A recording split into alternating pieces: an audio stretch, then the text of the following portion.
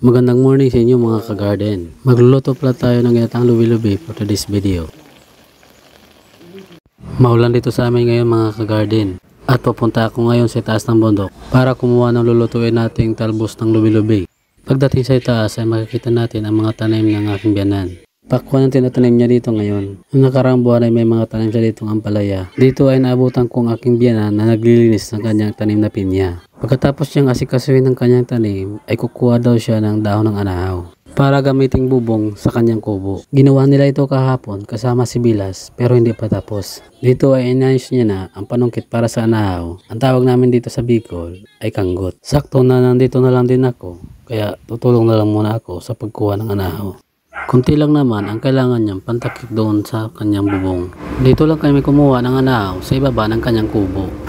Dito ay nabutan ko nagsimula ng magkanggot si Biana ng anahaw at napansin kong sobrang taas na pala ito at kailangan nating mag-ingat sa mga nahuhulog na anahaw kasi ang tangkay nito ay may mga tinik. At ayun na nga, nahulugan na dito si Biana ng anahaw kaya may sugat siya dito sa kanang kamay. At bigla namang lumakas ang ulan kaya tinigilan na Biana ang pagkuha ng anahaw. Dito ay tinulungan ko na siyang ipunin ang mga anahaw sa isang lugar.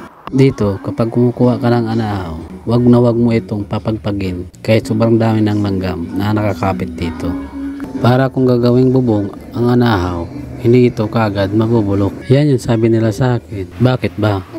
Okay, back to the topic. Saan na ba tayo? So, ayun na nga. Patapos na pala dito si Ugangan sa pag-arrange ng anahaw para aking bubuhatin. Wow, feeling na hirap na hirap. Akala mo ang dami-daming karga.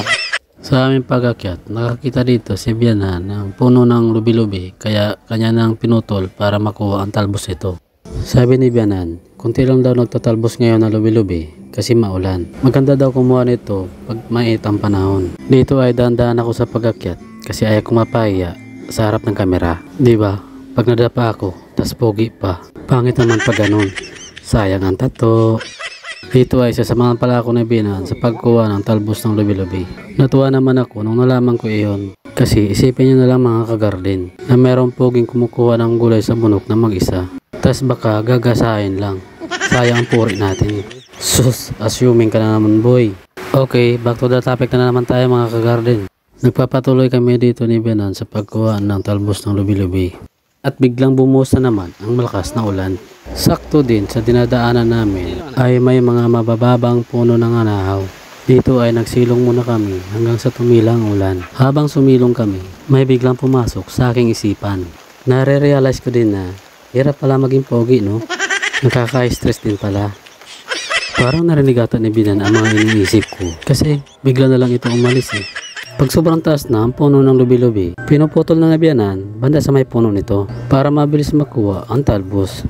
Hindi pa kami nakakalayo sa aming sinisilungan. Bigla na naman lumakas ang ulan. Aantayin na naman namin na tumila ang ulan. Sakto din na may nakuha pa kaming tuyong dahon ng anahaw para gawing silungan. Tapos nung medyo humina na ang ulan, bumaba na naman kami. Dahil dito sa baba, medyo madami-dami ang puno ng lubi-lubi. Dito rin kami nagkakanggot ng nyug mga kagarden. Medyo malayo na rin itong pinuntahan namin. Kapag nag-harvest kami ng nyug dito, binabalatan na namin at binibiyak bago namin doon dadalhin sa pinagtatambakan namin ng mga niyog. Dito sa bundok, pag mahina ang katawan mo, hindi ka talaga magkakapera. Matubig na din ang dinadaanan namin dahil sa panay ng pag-ulan. Pabalik na kami dito mga kagarden, papunta na sa kubo ng aking biyanan. Yun nga lang ay nasa baba kami ng bundok, dumaan. Tapos pag may dinadaanan kaming lubi-lubi, kinukuha na namin. Ito ang aming ginagawa pag wala kaming ulam sa bahay. May libre ka ng ulam at napakasariwa pa. Dito ay nakabalik na kami sa kubo ng aking biyanan. Tinatali ko na rin dito ang amin nakuhang lubi-lubi para makauwi na kami kaagad. Ay nahulog, andito na pala kami sa aming bahay guys. Wala nang patumpik-tumpik pa. Hinuhugasan na ng aking darling my love so sweet ang aming dalang lubi-lubi. At nang kami ay makakain na kaagad. Dahil sa kanina pa kami nagugutom sa kakalakad doon sa bundok. Mga ganyan, hindi na kinukuha yan. Mga ganito, dapat hanggang dulo na lang ang kinukuha niya kasi matigas na yan. Pero ito, malambot pa ito, kaya pwede itong kunin pa nito.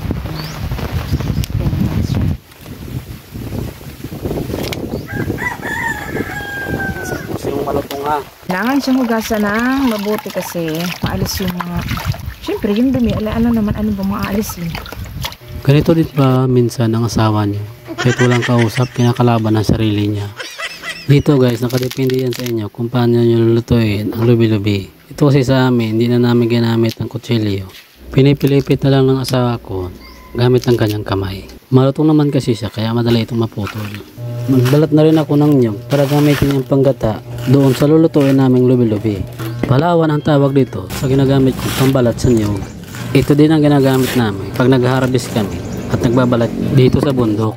Dito sa amin sa Bicol, ang mga tao dito ay mahilig sa gata.